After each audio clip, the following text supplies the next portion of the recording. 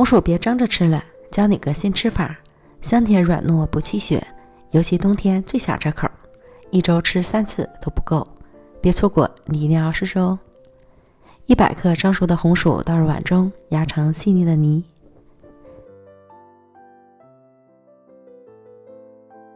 然后加入240克糯米粉，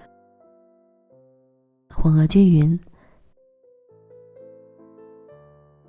再少量多次的加入120克到140克的开水，将粉烫匀。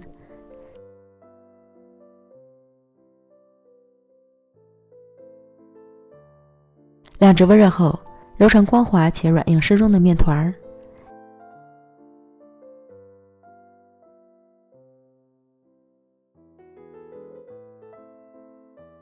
移到案板上搓成长条，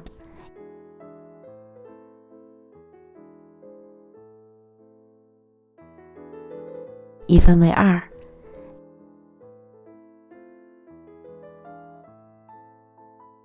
切成均等的小剂子，再把每个剂子都滚圆，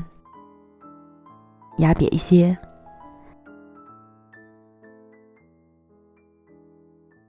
再用擀面杖压出小窝，像这样。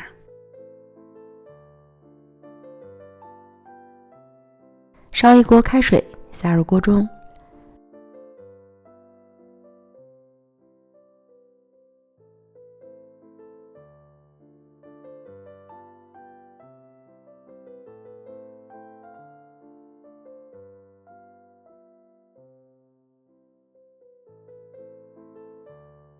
煮至浮起后捞出，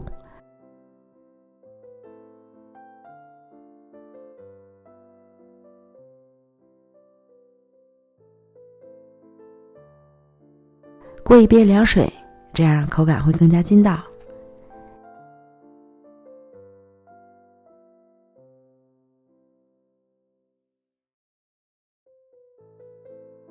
接着不粘锅里放入40克红糖，80克水，中小火煮至糖水泛起大气泡，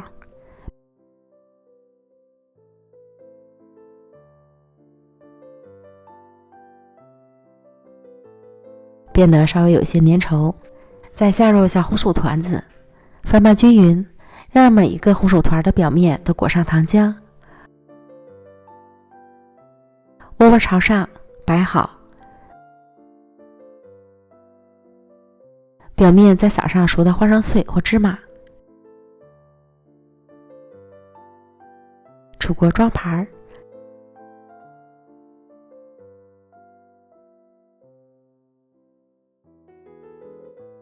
开吃。